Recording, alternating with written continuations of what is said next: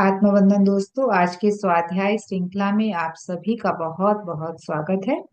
तो हम जो बुक जीवात्मा जगत के नियम पढ़ रहे हैं उसमें हम आगे की चैप्टर की ओर चलेंगे। कल हमने जिमी अंकल की कहानी कंप्लीट की और उसके आगे जाना कि बुरे कर्म कैसे वो वापस हमारे पास ही लौट कर आते हैं, और आगे हम जानेंगे पुनर्जन्म के बारे में। तो आज हमारे साथ रीड करेंगी अनु जी। मैं स्क्रीन शेयर करती हूँ। अनु जी, आप रेडी है ना? जी। यस।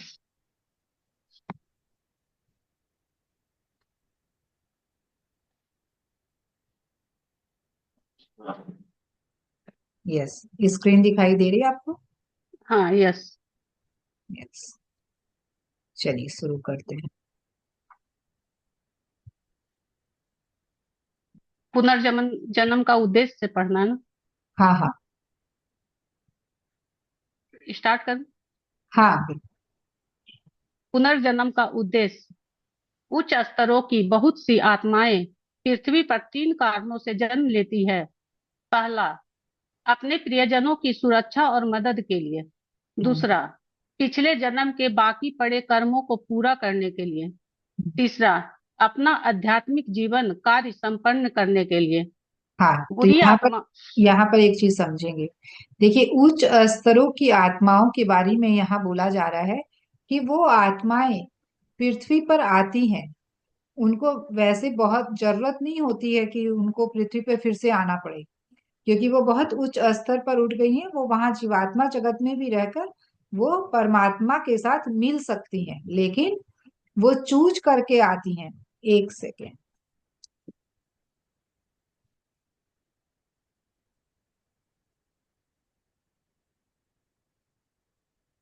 वो चूज करके आती हैं कि अपने किन्हीं को, भाई थोड़ा सा वो रहता है ना प्रेम, कि भाई अपने प्रियजनों की मुझे सुरक्षा और मदद करनी है।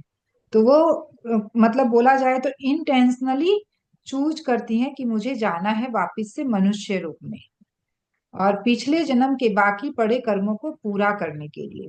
तो भाई बाकी क्या कर्म रह जाते हैं, क्योंकि वो आज इतने उच्च स्तरों पर पहुंच गई है। अगर कर्म बंधन में होती तो उच्च स्तर तक नहीं पहुंच पाती। लेकिन बाकी पड़े कर्मों से मतलब है कि एक जब आप उसको पा चुके, तो अब उनको यहाँ आकर वो बांटना है, वो सेवा देनी है। इसलिए कहा गया कि अपना आध्यात्मिक जीवन कार्य संपन्न करने के लिए, कि वो पूरी तरह से आध्यात्मिक हो चुकी हैं और अपना आध्यात्मिक जीवन कार्य संपन्न करना है उनको। उनको अब इस पृथ्वी पर आकर और भी मनुष्य जो इस यात्रा में पीछे हैं, उनको उनको ऊपर उठाना है, उनको आगे तक लेकर जाना है। इसीलिए वो वापस मनुष्य रूप में आते हैं। यस अनु जी। बुरी आत्माओं को पृथ्वी पर कर्मों का फल भोगने के लिए भेजा जाता है। इसके पीछे का तात्पर्य यह है कि वे इस सजा को बहादुरी और हंसी खुशी से व्यतीत करें। केवल तभी आप सुधर पाएंगे और उच्च लोकों की ओर उठ पाएंगे। आत्माओं को उनके दुष्ट कामों को बदलने का मौका देने, पश्चाताप करने, सुधरने और ऊंचा उठने के लिए पृथ्वी पर भेजा जाता है, भले ही फिर वह छोटे अंश से क्यों न हो। हम्म। तो पृथ्वी पर। बुरी बुरी आत्माएं जो हैं पृथ्वी पर किस लिए आ रही हैं? कि जो पिछले जन्म में बुरा किया था, जो बुरे कर्म किए थे, अब इस जन्म में नहीं करेंगे। इस जन्म में अपने कर्मों को सुधारेंगे, अपने सत्कर्म की तरफ आगे बढ़ेंगे, अपने अंदर विकास करेंगे सद्भाव को, सद्गुणों को। तो और लेकिन क्या होता है कि भाई इस पृथ्वी पर आए, सब कुछ भूल गए, फिर से उसी जाल में, हम उसी लूप में फंस जाते हैं। तो बोल रहे हैं कि उसी लूप में फंसना नहीं है, हमें सजा को, जो भी इसको सजा बोले, चाहे जो भी लाइफ में जो भी चैलेंजेस मिल रहे हैं आपको, उसको बहादुरी और हंसी खुशी से व्यतीत करना। तो जीवन में कुछ भी है, कुछ ऊपर नीचे है, जो भी दुख तकलीफ है, उसको हम हंस के भी जी सकते हैं, हम उसे रोकर भी जी सकते हैं। ये पूरी की पूरी चॉइस हमारे पास है। तो बोल रहे हैं उसको जब हम बहादुरी और हंसी खुशी से व्यतीत करते हैं, तभी आप सुधर पाते हैं और ऊपर उठ पाते हैं, मतलब ऊपर के लोकों में आप जा पाते हैं। तो जहां पर आपके मन में शिकायत नहीं होगी, भाई हर के जीवन में सफरिंग है, हर के जीवन में परेशानियां हैं, चैलेंजेस हैं, जिसको हम प्रॉब्लम्स भी बोलते हैं। तो जो भी हैं, उनको अगर हम हंसी खुशी से व्यतीत करते हैं, मतलब कि उस सिचुएशन में भी हम ये देखते हैं, कंप्लेन जोन में नहीं रहते हैं, ब्लेम जोन में नहीं रहते हैं। वो देखते हैं कि ठीक है, ये आया है, चला जाएगा समय के साथ, कोई बात नहीं है। और इस ये जो कुछ भी आया है, भाई इसमें तो मुझे कुछ सीखना है, ये मेरी ग्रोथ के लिए। जब ये समझ डेवलप हो जाती है ना, कि जितने भी चैलेंजेस हमारे लाइफ में आ रहे हैं, वो हमारे ही ग्रोथ के लिए आ रहे हैं। आप अपने पास्ट को पीछे जाकर देखें, कि आपने अपने जीवन में आज जो इस एज में आपने जो कुछ भी सीखा समझा, एक आत्म अनुभूति ली जीवन की, जो जीवन के एक्सपीरियंसेस को हमने लिया है, कि भाई क्या करना चाहिए, क्या नहीं करना चाहिए, हमें हमें कैसे जीवन को जीना चाहिए। तो बोलते ना, जितने बड़े लोग हैं उनके पास जितना जीवन का उतना ही अनुभव है। तो ये केवल उम्र पे निर्भर नहीं करता है, ये निर्भर करता है कि आप कितना ले पाए, आप कितना अपने पास रख पाए उन अनुभवों को, उन अनुभवों से सीखते हुए आगे बढ़ पाए। तो जो भी जीवन में घटा है उससे आपने सीखा और आगे बढ़ा।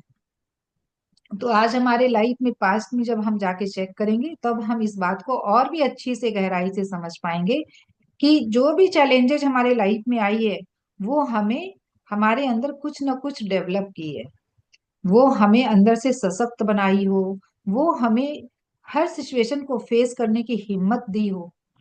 उसकी वजह से आज हम अपने जीवन को और भी बेहतर ढंग से जी पा रहे हैं, और भी बेहतर से हर सिचुएशंस को हैंडल कर पा रहे हैं। तो उस सिचुएशन की वजह से आपने सीखा, तभी तो आज सिचुएशंस को अच्छी से हैंडल कर पा रहे हैं। तो उसके लिए भी हमें कृतज्ञ होना है, बजाय कंप्लेन और ब्लेम के। तो जो भी जीवन में आ रहा है, हमेशा ये मन में रखे कि ये हमें कुछ सिखाने के लिए आया है। कोई भी व्यक्ति के रूप में, किसी भी परिस्थिति के रूप में, किसी भी वस्तु के रूप में, कुछ भी ऐसा है जो आपको अच्छा नहीं लग रहा है, तो उस समय तुरंत अपने अंदर एक अवेयरनेस लेकर आए, कि ये मुझे क्या सिखाना चाह रहा है, ये मुझे क्या बतलाना चाह रहा है। एक बच्चा भी हमारे जीवन में, वो भी अगर उसका भी कुछ आपको नहीं समझ में आ रहा है, कुछ उसके व्यवहार या कुछ भी उसका कुछ भी करना आपको अच्छा नहीं लग रहा है, कि भाई मैं बोल रही हूँ वो बात नहीं सुन रहा है, वो मैं कुछ भी कह रही हूँ वो कर नहीं रहा है, तो वो भी आपको कुछ सिखाना चाहता है, वो आपको वहां पर कुछ बतलाना चाहता है, जिसको आपको देखना है, समझना है। जब आप उस बात से, उसकी जो भी रिएक्शन है, जो भी उसके बॉडी लैंग्वेज है, उससे भी आप समझ सकते हैं कि वो हमें क्या बताना चाह रहा है, क्या वहां पे सिखाना चाह रहा है। लेकिन क्या होता है ना, कि हमारा एक माइंड पैटर्न बन गया है, कि भाई बच्चे तो हमारे से छोटे, वो कुछ नहीं जानते हैं। लेकिन बच्चे हमारे से ज्यादा एडवांस सोल है, वो हमसे ज्यादा जानते हैं। तो हमेशा बोला जाता है कि childrens are our teacher. Yes, Anu ji. पृथ्वी पर आपके अस्तित्व के यही मुख्य कारण है। सबसे महत्वपूर्ण कारण है कि आपकी अपनी आत्मा का शुद्धिकरण करना और ऊंचे स्तर पर प्रगति करना। हाँ, तो पृथ्वी पर इस अस्तित्व में हम क्यों आए हैं? जैसे हमने आगे भी पढ़ा, कि अर्थ इज आवर स्कूल, पृथ्वी एक पाठशाला है। यहाँ पर हम सीखने के लिए, प्रगति करने के लिए, ऊंचे स्तर पर उठने के लिए ही आते हैं, कि भाई हम निम्न लोक से उच्च लोक में जा पाए। हमें जो लेसन लेने हैं वो हम इस जन्म में ले पाए, ताकि हम और आगे के लेसन्स को लें और ऊंचे स्तर पर उठें। इस तरीके से केवल और केवल हमारे इस मनुष्य रूप में आने का यही श्रेय होता है, यही लक्ष्य होता है, कि हम अपनी प्रगति को पाए, हमारी सोल इवॉल्व हो। पृथ्वी एक प्रशिक्षण केंद्र है जहां बुरी आत्माओं को अच्छी बनना चाहिए, अच्छी आत्माओं को और भी अच्छा बनना चाहिए, और दुष्ट आत्माओं को अपनी दुष्टता छोड़कर अच्छे और ईश्वरीय कर्मों को अपनाकर सुधार की ओर बढ़ना चाहिए। लेकिन इन दिनों धरती पर बुरी आत्माएं और भी बुरी हो रही है, भली आत्माएं बुरी हो रही है, और दुष्टता बड़े पैमाने पर फैल रही है। हम जीवात्माएं इनके बारे में बहुत बुरा महसूस करती हैं। हाँ, तो पृथ्वी क्या है? एक प्रशिक्षण केंद्र है जहाँ बुरी आत्माओं को बनना अच्छा है। लेकिन अभी इस कलयुग में, देखिए सतयुग में ऐसा नहीं था, क्योंकि वहां पर ज्यादा करके भली आत्माएं ही थी। लेकिन कलयुग में क्या हो रहा है कि बुरी आत्माओं की जनसंख्या बहुत ज्यादा बढ़ गई है, तो इसलिए उनका इन्फ्लुएंस भी बढ़ गया है। तो उनका इन्फ्लुएंस क्या हो रहा है? भली आत्माओं पर भी आ रहा है। तो यहाँ पर मतलब यहाँ पर मनुष्य और ऊपर उठने के बजाय भली आत्माएं भी और नीचे की तरफ जा रही, वो भी बुरी आत्माओं से इन्फ्लुएंस। जैसे क्या हो रहा है हमारे अभी कि ज्यादा से ज्यादा फोकस हमारा जो है मटेरियल चीजों की तरफ है, कि भाई मेरे जीवन में सब कुछ अच्छा हो, भाई उसके जीवन में इतना अच्छा तो मेरे जीवन में भी अच्छा हो। केवल हम इस मटेरियल चीजों पर ही ध्यान दे रहे हैं कि ये सारे सुख सुविधा, जितना कुछ गाड़ी बंगला, ऐशो आराम, सब कुछ मेरे जीवन में आ जाए, इसके लिए हम कुछ भी करने को तैयार हो जाते हैं। इसीलिए हम देखते हैं ना कि ध्यान की क्लास में कम लोग रहते हैं जहां पर चमत्कार होता है। भाई यहाँ आप अपने जीवन में सब कुछ पा सकते हैं ये करके, वहां पर लोगों की भीड़ लग जाती। क्यों? क्योंकि लोग ज्ञान नहीं, चमत्कार लेना चाहते हैं, चमत्कार से अपने जीवन को बदलना चाहते हैं। तो आप इस जीवन को केवल बदलने के लिए उसमें भ्रम में रह सकते हैं, लेकिन यही सही ज्ञान अगर हम ले लें और इस जीवन को अगर सुधार लें, तो हम आगे के भी जन्मों को सुधार सकते हैं। यही है आध्यात्मिकता सही मायने में। तो लेकिन क्या होता है, केवल हम आकर्षण में रहते हैं। इस ह्यूमन स्वरूप में अभी क्या कर रहे हैं लोग कि भाई जो कुछ भी जहां दिख रहा है कि कुछ मिलेगा, वैसा कुछ मिलेगा जो इस फिजिकल आइज से हमें दिख रहा है, तब ठीक है। तब तो वहां पर सब कोई एक के पीछे एक चले जाएंगे कि भाई वहां पे तो ये चमत्कार सिखाया जा रहा है कि हम अपने जीवन में अच्छा स्वास्थ्य भी पालेंगे, धन दौलत भी पालेंगे, अच्छे रिश्ते भी पालेंगे, सब कुछ अच्छा हो जाएगा। लेकिन क्या ये सही ज्ञान है जो आपको केवल लिमिट कर रहा है केवल इस जीवन तक? आगे की और अग्रसर करने के लिए क्या सिखाया जा रहा है? क्या सीख रहे हैं आप? आगे के जन्मों को और सुधारने के लिए क्या आप कुछ कर रहे हैं? क्या आप कुछ सीख रहे हैं? तो सही ज्ञान हमें लेना है अपने अंदर। जहां पर जब हम ध्यान करते हैं तब ये रियलाइजेशन हमारे अंदर आता है कि हमें करना क्या है, हम इस जीवन में आए क्यों हैं, हम इस जीवन में आकर हमें करना क्या है। क्योंकि आने के बाद तो हम सब कुछ भूल गए, और जो हमें दुनिया दिखा रही है बस वो देख रहे हैं, जो सुना रही वो सुन रहे हैं। तो हमें अपनी मन की आंखों से, अपनी ज्ञान चक्षु से जानना है कि हम क्यों हैं यहाँ, और क्यों, मैं कौन हूँ, मैं यहाँ क्यों हूँ, इस जीवन में क्यों आई हूँ। हम यूं ही कहीं नहीं जाते, हमारा हर जगह जाने का एक लक्ष्य होता है। देखिए हर मनुष्य देख रहे हैं कि हम इस जीवन में आ रहे हैं और एक दिन चले जा रहे हैं, और कुछ भी नहीं लेकर आए थे और कुछ भी नहीं लेकर जा रहे हैं। फिर भी कुछ भी नहीं से क्या मतलब है कि किसी भी भौतिक वस्तुओं को हम नहीं लेकर जा रहे हैं, लेकिन सारा जीवन कैसे बिता रहे हैं कि भाई भौतिक वस्तुओं का कितना जुगाड़ कर लें, उसको बटोरने में लगे हुए हैं। जबकि आपके अंदर इतनी क्षमता है, एक मनुष्य रूप में इतनी क्षमता है, इतनी शक्तियां हैं, जिसको हम अगर जागृत कर लें तो हम उस परा चेतना तक मिल सकते हैं। इतनी कैपेसिटी होती है एक मनुष्य के अंदर। इसीलिए एक देवता भी मनुष्य रूप में आना चाहता है। यहाँ पे आपके पास फ्री व्हील है कि आप कुछ भी कर सकते हैं, आपकी जो इच्छा है सो आप कर सकते हैं। मतलब आप सीख भी सकते हैं, सिखा भी सकते हैं, आप ऊपर उठ भी सकते हैं, ऊपर उठा भी सकते हैं। ये कैपेसिटी होती है हमारे पास, वो देवताओं के पास नहीं होती है। वो चाहकर भी किसी की मदद नहीं कर सकते हैं। जो हम सोचते हैं ना कि हम देवता को पूजेंगे, ये व्रत करेंगे, ये पूजा करेंगे, ऐसा करेंगे तो हमें वो हेल्प करेंगे, लेकिन ये कैपेसिटी उनको दी नहीं गई है कि वो किसी की हेल्प कर सके, क्योंकि वो एक आनंद की अवस्था में रहते हैं। उन्हें तो पता ही नहीं कि दुख तकलीफ होती क्या है। तो उस आनंद में अवस्था में क्या है, वहां पे कर्म योनि में नहीं है, वो कुछ करने के योनि में है ही नहीं, तो वो कैसे कर सकते हैं। वो तो भोग योनि है, इसीलिए वो भोगते हैं। इसीलिए देवता मनुष्य रूप में आना चाहते हैं।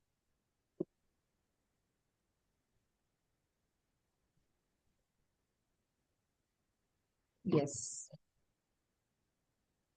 एक भली, ऊपर भी पढ़ना। हाँ हाँ, यहाँ से पढ़िए एक एक बार।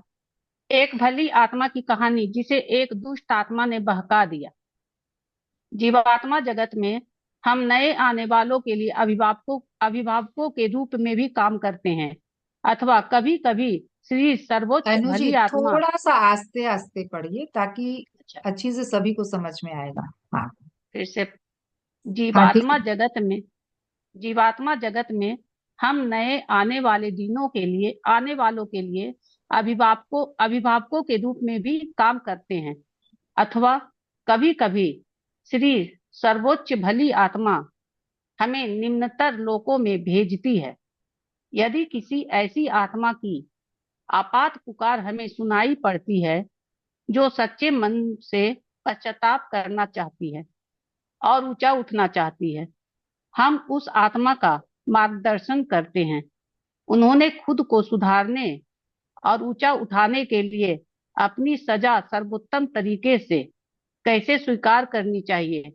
हमारी तरह दूसरे भी अनेक मददगार हैं, और हर रोज हर मददगार जो ऐसे किस्सों का बोध होता है। हाँ, तो वहां पर जैसे हमने ये सारी चीजें आगे भी जानी है कि निम्नतर तल में अगर कोई आत्मा है और उसके अंदर अपने कर्मों का पछतावा आ जाए, तो पछतावा कब आएगा, कि जब एक्सेप्टेंस आ जाए कि मैं मेरे से ये गलती हुई है। तो फर्स्ट स्टेप क्या है, एक्सेप्टेंस। जब एक्सेप्टेंस आएगी तभी रिग्रेट आएगा। तो वो उनके अंदर वो एक्सेप्टेंस आ गई कि मैंने बुरा किया है और मुझे इसे सुधारना है। तब उनके अंदर वो रिग्रेशन आता है कि नहीं, अब मैं ऐसा नहीं करूंगी, अब मैं कभी भी इतने बुरे कामों को नहीं हाथ लगाऊंगी। तब फिर उनकी पुकार उच्च आत्माएं सुन पाती हैं। तब उनकी पुकार उनके तक पहुंचती है, तो वो आते हैं उनकी मदद के लिए। हमारी तरह दूसरे भी अनेक मददगार हैं, और हर रोज हर मददगार को ऐसे किस्सों का बोध होता है। अपने हाँ। काम के चलते ठीक है, पढ़िए। अपने काम के चलते हमें अनेक दुखी आत्माओं से निम्न लोकों में मिलना पड़ता है, जिन्हें इस बात का आश्चर्य होता है कि कैसे वे अंधेरे निम्न लोकों में पहुंचे। कभी कभी हमें उन्हें समझाने में बहुत मुश्किल होती है। हम्म तो आगे रीड निम्नतर कर। निम्नतर लोकों में क्या है, बिल्कुल अंधेरा है। उच्च लोकों में प्रकाश है। तो वो कह रहे हैं कि भाई वो इतने प्रकाश से इतने अंधकार में कैसे पहुंचते हैं। तो कभी कभी हमें उन्हें समझाने में बहुत मुश्किल होती है कि भाई उन्हें तो अपना काम करना है, उच्च आत्माओं को अपना काम करना है। इसीलिए वो दुखी आत्माओं को वो हमेशा तत्पर होते हैं कि जब भी कोई सुधरना चाहे तो हम उसकी पूरी मदद करने के लिए तैयार हैं। इसीलिए वो जब भी पुकार आती है तुरंत वो जाते हैं निम्नतर लोकों में। लेकिन ये भी आश्चर्य है ना कि प्रकाश से अंधेरे की तरफ कोई क्यों आना चाहेगा। तो सोचिए उनमें कितना त्याग का भाव है, उनके अंदर कितना समर्पण है, कि केवल वो सुख को भोगने के लिए वहां नहीं है। वहां पर उनकी क्या चाह है कि हम जहां हैं वहां वो भी आए, उनको भी हम ऊपर उठने में मदद करें। तो वहां पर मदद करने की भावना है, सेवा का भाव है, केवल भोग नहीं। हम्म। हम आपको एक ऐसी ही कहानी सुनाएंगे। एक बार एक बहुत ही आपात पुकार सुनने पर हमें श्री सर्वोच्च भली आत्मा ने निम्न लोक में भेजा। वहां हमने देखा कि एक महिला सचमुच बहुत ही दयनीय हालत में पड़ी है। इसलिए हमने कहा, हम आपकी पुकार का उत्तर देने आए हैं। उन्होंने हमारी ओर देखा और कहा, क्या यह संभव है कि कोई मेरी मदद कर सके? जी हाँ मैडम, हम यहाँ आपकी मदद करने ही आए हैं। उन्होंने कहा, नहीं नहीं, मेरी मदद कोई नहीं कर सकता, कुछ नहीं हो सकता, चले जाइए। मैडम, प्लीज हमारा साथ दें और आप बहुत अच्छा महसूस करेंगी। हम आपकी मदद करने में कोई कमी नहीं छोड़ेंगे। हमने उन्हें आश्वस्त करना चाहा, क्योंकि वह उस अंधेरी और भयानक जगह में नहीं रह पा रही थी। उन्होंने चिल्लाकर कहा, ईश्वर दया करे, मेरी मदद करे। लेकिन ईश्वर के बजाय हम उसकी मदद को पहुंचे थे, इसलिए वह निराश थी। मैं आपके साथ सहयोग करूंगी, उन्होंने कहा, यदि आप मुझे सताने वाली इन भयानक आत्माओं से डरी हुई इस डरावनी जगह से भरी हुई इस डरावनी जगह से बाहर ले चले, तो आज जो भी कहेंगे मैं करूंगी। हमने कहा, आप एक भली आत्मा दिखती हैं, तो फिर क्या ऐसा क्या था कि आपने इतना बड़ा पाप किया कि आपको इस अंधेरे लोक में आना पड़ा? हाँ, आप ठीक कहते हैं। मैं एक भली आत्मा थी जो दुर्भाग्य से एक दुष्ट आत्मा से प्रेम कर बैठी, और इसी कारण मुझे यहाँ आना पड़ा। उन्होंने अपनी कहानी शुरू की और हमने हमसे आग्रह किया कि हम यह सुनने पर उनसे नफरत ना करें या उन्हें छोड़कर ना चले जाएं। हम आपसे कभी नफरत नहीं कर सकते, बल्कि हम आपकी मदद करने की कोशिश करेंगे। इसलिए इसलिए तो हम यहाँ आए हैं। हाँ, एक सेकेंड। तो यहाँ पर देखिए, कभी कभी होता है कि भली आत्माएं भी कुछ गलती के कारण वो निम्न लोक में आ जाती हैं। तो यहाँ पर पहले तो हमें सुनाई गई थी एक दुष्ट आत्मा की कहानी। अब यहाँ पर हम्म, एक भली आत्मा की कहानी सुनाई जा रही है कि जो कि कुछ कोई कारण से वो निम्न लोक में आ गई है। तो एक भली आत्मा भी निम्न लोक में पहुंच सकती है जब वो कुछ ऐसा पृथ्वी पर कुछ गलती कर बैठती है। जैसे इसमें कहा जा रहा है ना कि अभी पूरी आत्माओं का इतना ज्यादा प्रभाव हो गया है कि भली आत्मा भी बुरे कर्म करने लग रही है। तो वही चीज है कि अंदर एसेंस तो अच्छा है, अंदर आत्मा तो बहुत भली है, मन बहुत अच्छा है, लेकिन भाई प्रभाव में आकर वो भी कुछ गलत कर बैठी। बस यही हो रहा है। यस अमित। मैं 19 साल की थी और अपने माता पिता और भाई के साथ गांव में खुशहाल रहती थी। स्कूल की पढ़ाई पूरी कर लेने के बाद मेरा सपना डॉक्टर बनने का था। इसलिए मैंने अपने माता पिता से आग्रह किया कि मुझे यूनिवर्सिटी पढ़ाई के लिए शहर भेज दिया जाए। मेरे लिए यह दुर्भाग्य ही था कि माता पिता ने मेरी जिद मान ली। मैं शहर गई और उम्मीदों के साथ, हंसी खुशी और मस्ती के साथ मैं कॉलेज में पढ़ने लगी। मैं एक सुंदर और शर्मीली लड़की थी। बहुत से लड़के मेरी ओर आकर्षित हुए, लेकिन मैंने उनमें से किसी को प्रोत्साहन नहीं दिया। आखिरकार मुझे बहुत ही सुंदर और निर्दयी लड़के से प्रेम हो गया। पहले तो उसने मुझे टालने की कोशिश की, इसलिए बेवकूफों की तरह मैं उसकी ओर और आकर्षित हुई। मैं और भी अधिक उसके पीछे पड़ गई और मैं पागलों की तरह उससे प्रेम करने लगी और हमेशा चाहती थी कि उसी के पास रहूं। हम्म। तो यहाँ पर क्या देख रहे हैं हम लोग कि जिस भी चीज को रिजेक्ट किया जाता है, बोलते हैं ना कि जिसको हम रेजिस्ट करते हैं वही परसिस्ट होता है। तो मतलब कि उस लड़के ने जिसको रिजेक्शन फील करवाया तो वो उसकी तरफ और अट्रैक्ट हो रही थी। मुझे पता था कि वह निर्दयी है, और मैंने उसे अपना अभ्यास लिखवाने और अपना काम करवाने के लिए लड़कियों पर धौंस जमाते देखा था। मेरे मन में उन लड़कियों के लिए ईर्ष्या पैदा हुई, और मैंने उस लड़के से कहा कि मुझे उसका अभ्यास लिखने और उसके सारे काम करने में खुशी होगी। मैं उसकी गुलाम बन गई। मूर्खों की तरह मैं अपनी इच्छा से नर्क में कूद पड़ी थी। वह बस एक शब्द कहता और मैं उसका काम कर देती। फैसला करने की मैंने अपनी क्षमता खो दी थी। मैं उसके लिए ड्रग्स बेचती थी, यहाँ तक कि उसकी अय्याशी के लिए लड़कियां लाती थी। मुझे सोचकर अजीब लगता था कि ऐसा क्या था जिस कारण मैं उसके लिए एक यंत्र की तरह काम करती थी। बस उसका एक हुक्म और मैं चल पड़ती थी उसे पूरा करने, और कुछ भी ऐसा करने जिससे वह खुश हो। तो प्यार अंधा होता है। हम्म, होता है क्या? यार। तो ऐसा ही इसके साथ भी हुआ कि वो प्यार में इतनी अंधी हो गई कि क्या सही है और क्या गलत है वो भी नहीं देख पा रही है वो।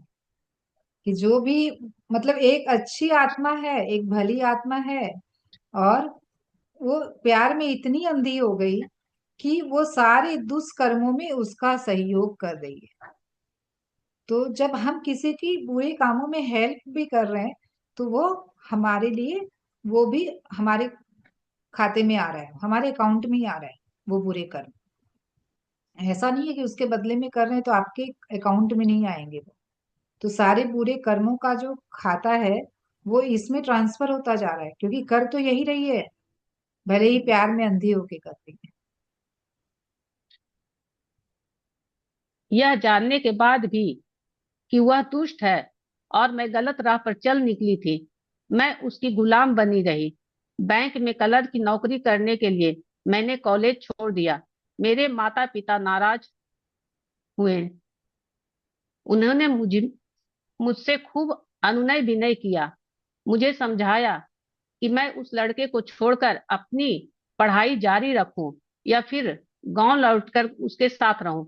लेकिन मैं नहीं मानी और उस दुष्ट की गुलामी करती रही। हम्म। मेरे लिए बस इतना ही काफी था कि वह मेरी सेवाओं के बदले कभी कभार मुझे बाहों में भरे और मुझसे प्रेम करे। मुझे अब भी आश्चर्य होता है कि मैं इतनी पागल क्यों थी, यह जानते हुए कि वह एक दुष्ट लड़का था। उसके लिए मैं पूरी तरह पागल थी। वह ड्रग्स के धंधे करता था, लड़कियों पर बलात्कार करता था। इसके बावजूद मैं उसका कहा मानने से खुद को रोक नहीं पाती थी। मैं मूर्ख थी और मुझे यह ज्ञान नहीं हुआ कि वह मेरी जिंदगी बर्बाद कर रहा था।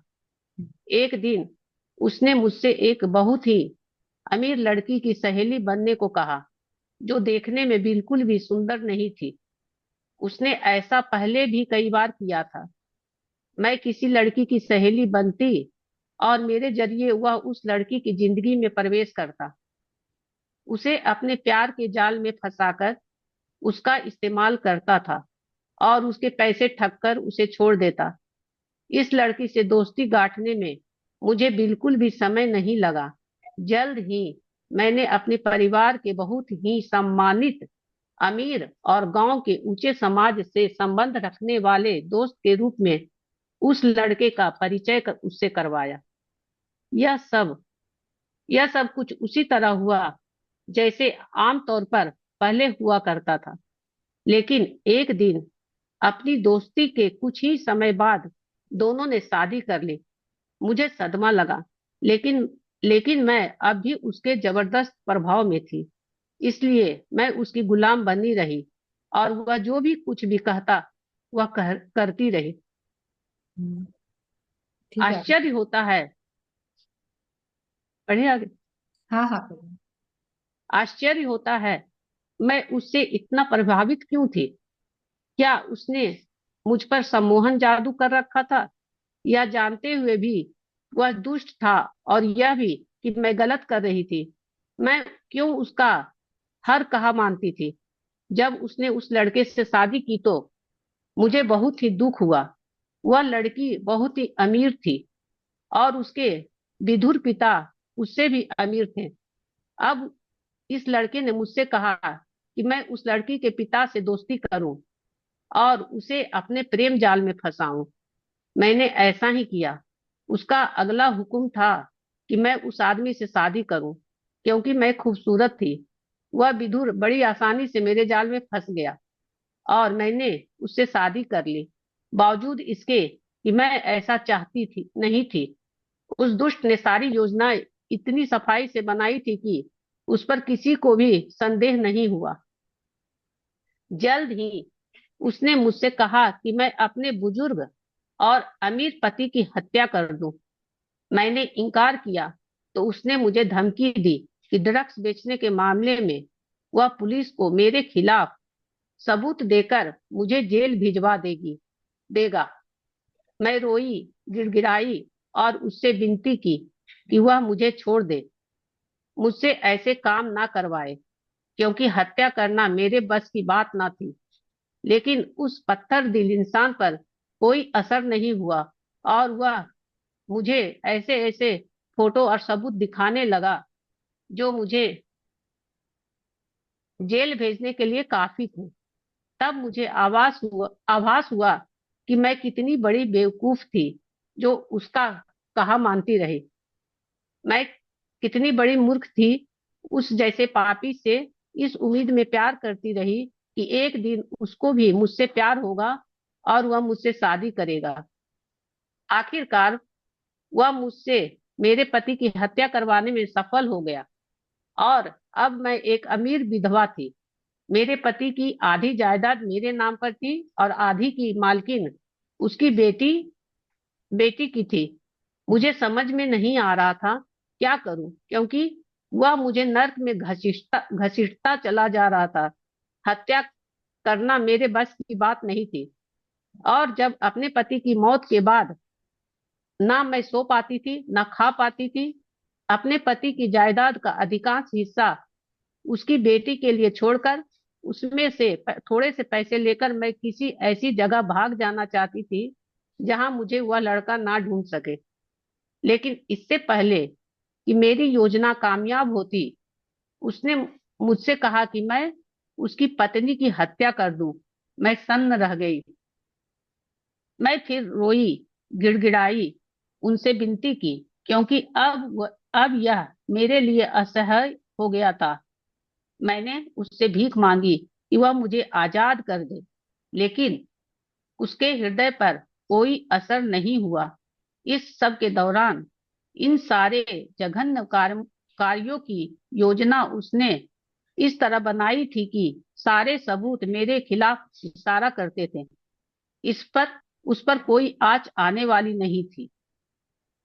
यह कहते हुए कि वह यह भी साबित कर सकता है कि मैंने अपने पति की हत्या की है, वह फोन उठाकर पुलिस को बुलाने लगा।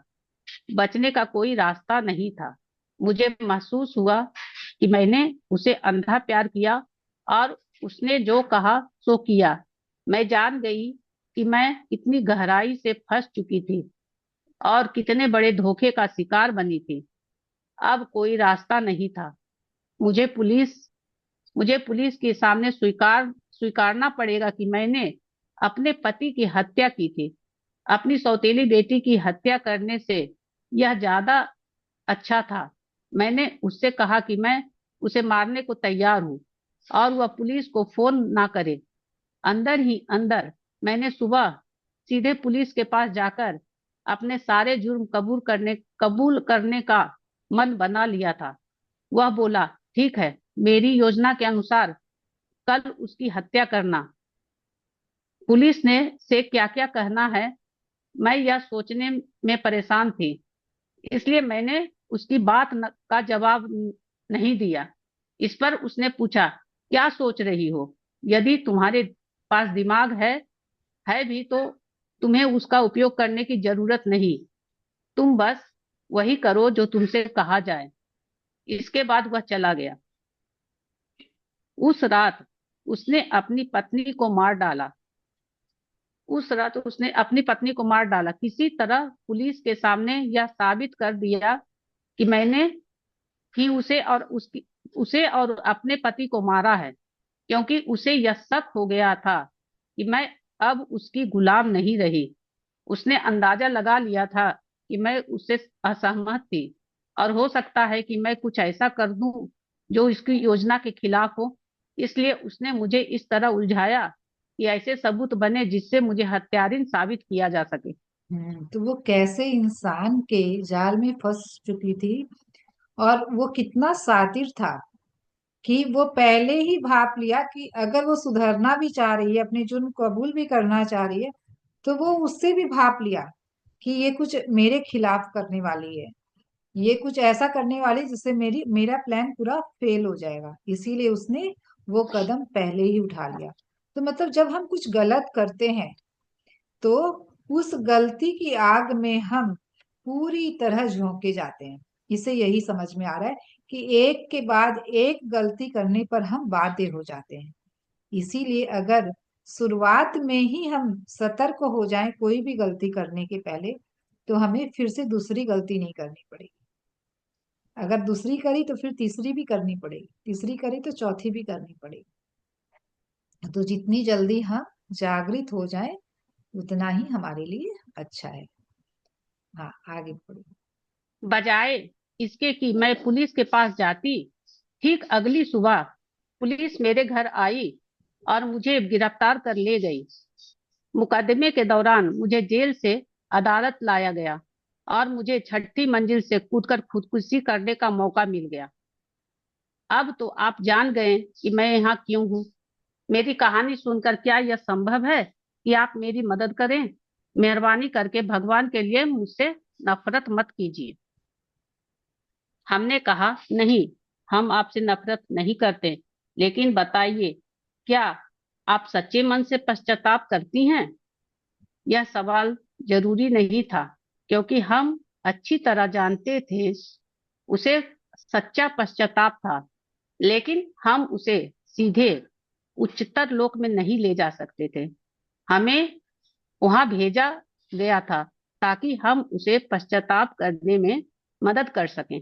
परंतु हमने देखा कि वह तो सच्चे मन से पश्चाताप कर रही थी। उन्होंने कहा, हाँ बिल्कुल, लेकिन क्या बहुत देर हो चुकी है? क्या आप मेरी मदद कर सकते हैं? उसने उसे वह राह दिखाई जिस पर चलकर चलकर वह चौथे लोक तक पहुंच सकती थी, लेकिन उस इसकी प्रक्रिया बेशक बहुत धीमी थी। हम अब हमारे मार्गदर्शन से वह धीरे धीरे प्रगति करने लगी थी। हाँ, तो यहाँ पर वो लोग जो आए, तो देखिए यहाँ पर तो उन्हें समझ में आ गया कि इसको पश्चाताप, क्योंकि वो एक भली आत्मा थी। उसे जैसे ही समझ में आया कि मैं गलत कर रही हूँ, तो पश्चाताप तो वही उसको पृथ्वी पर ही होने लग गया था। तो मरने के बाद तो होना ही था। तो यहाँ पर भी आकर वो काफी पश्चाताप में थी कि मैं इतने बुरे कर्म उस एक लड़के जिसके लिए कि उसी इंसान ने मुझे इतना बड़ा धोखा दिया। और वो चाह रही थी कि वो क्या है कि यहाँ पर निम्न लोक में बहुत सारी बुरी आत्माएं जो हैं वो भली आत्माओं को तो सताती हैं ही। तो वो यहाँ पर उसको ये भी सहन नहीं हो रहा है कि भाई ये बुरी आत्माएं मुझे इतना कष्ट दे रही हैं। यहाँ पे मानसिक प्रताड़ना दी जाती है। यहाँ पर कुछ फिजिकली नहीं होता है, यहाँ पे मेंटली उनको टॉर्चर किया जाता है। तो वो यहाँ पर उसे ये भी एकदम बर्दाश्त के बाहर हो गया कि ये तो बिल्कुल भी बर्दाश्त करने लायक नहीं है।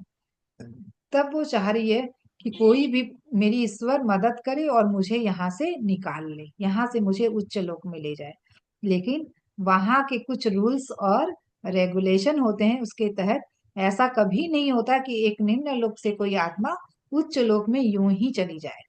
लेकिन हाँ, वहां पे सहायक होते हैं, जैसे ये लोग एक सहायक के रूप में नीचे आए और उसकी मदद करने के लिए वो पूरे तैयार हैं। तो वो मदद के रूप में अब उसे क्या कर सकते हैं? केवल उसका मार्गदर्शन कर सकते हैं कि तुम्हें ये करना है, तब तुम वहां तक पहुंच सकती हो। लेकिन जीवात्मा जगत में जो है प्रोग्रेस बहुत धीमी है। बहुत धीरे धीरे बहुत साल लग जाते हैं एक लोक से दूसरे लोक जाने में। मतलब सैकड़ों से भी ज्यादा साल लग जाते हैं। तो वही यहाँ पर देखिए आगे और वो क्या मार्गदर्शन करते हैं। अच्छा, आज 5:16 हो गया है, हम लोग और कल करेंगे। यस। तो यहीं पर हम समाप्त करें। किन्हीं का कोई प्रश्न कुछ पूछना चाहते हैं तो पूछ सकते हैं।